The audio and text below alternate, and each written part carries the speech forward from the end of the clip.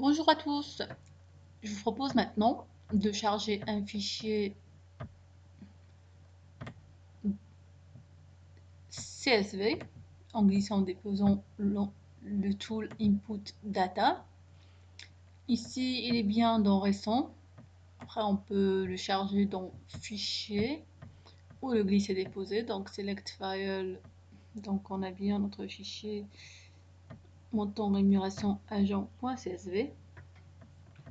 Si on voit bien qu'on a un petit souci de délimiteur, qu'on va changer en point virgule et qu'on a un petit fichier d'encodage qu'on va le remettre à UTF-8. Si on met un petit refresh, donc notre fichier il est bien structuré de cette façon là. Ensuite, donc next step, on va sélectionner un select. Pour cela, dans l'onglet favoris, on va glisser déposer le select qui est juste en face. Donc on voit bien ici qu'on a 4 colonnes, 4 champs avec un variable string comme type et la taille qui est standardisée à 254, ce qui ne nous convient pas forcément parce que si on remet le autofield dans l'onglet préparation comme on l'a visualisé avant, donc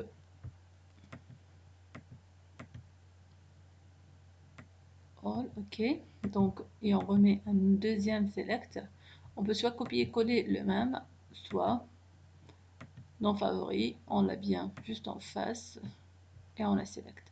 Donc si on met un browse pour visualiser tout ça, un petit run,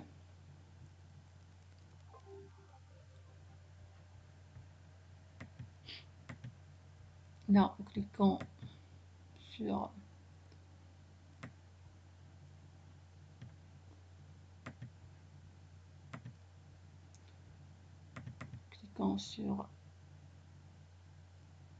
le browse, on peut bien voir qu'on a notre date, contrat de travail, qualification, rémunération, un fichier qui est composé de 148 lignes, records et 4 champs. Donc ici, si on clique sur l'onglet vert de Select,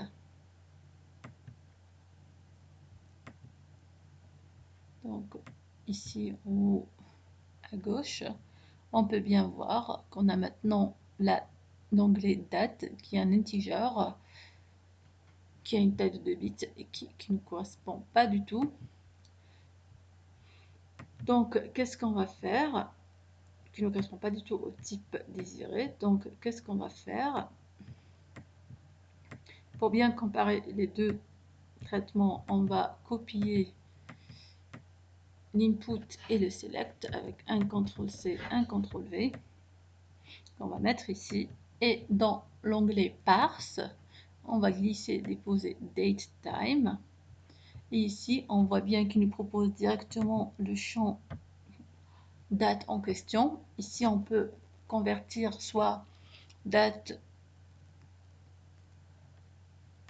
un string, soit le contraire. Donc, tout ce qui nous intéresse, qui fait automatiquement. Donc, on va convertir le date qui est en format string ou integer à un vrai format date.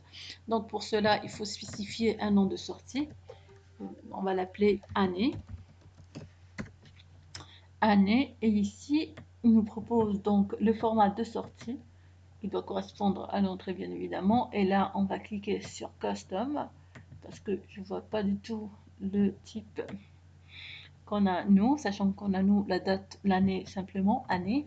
Donc pour année, tout simplement, on va mettre 4Y. Et là, en minuscule, et là, il nous propose bien l'exemple 2000. Donc, ça devrait être bon. On recopie aussi un browse, où on le fait le glisser déposer.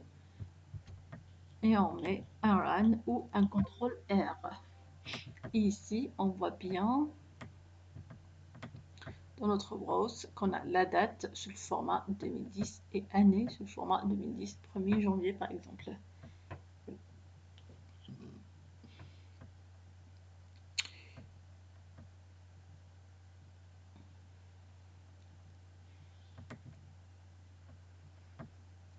On peut bien évidemment, si ça ne nous plaît pas, vraiment changer le format. Si on choisit par exemple celui-ci,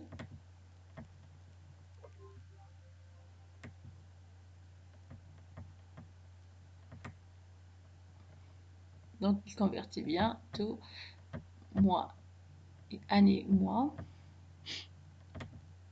Et on peut choisir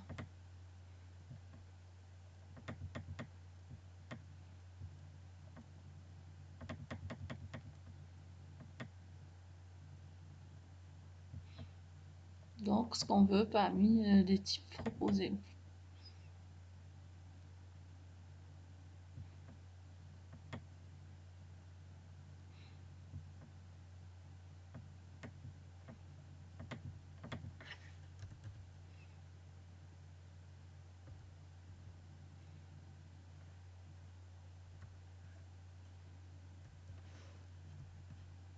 On peut faire un tiret ou un slash par exemple, ou ce qu'on veut. Donc ça c'était pour la partie comment convertir le type donné, sachant qu'on a, pour nous c'est très simple, c'est juste 2010, mais globalement c'est plus compliqué que ça. Je vous remercie pour votre attention et je vous dis à très bientôt.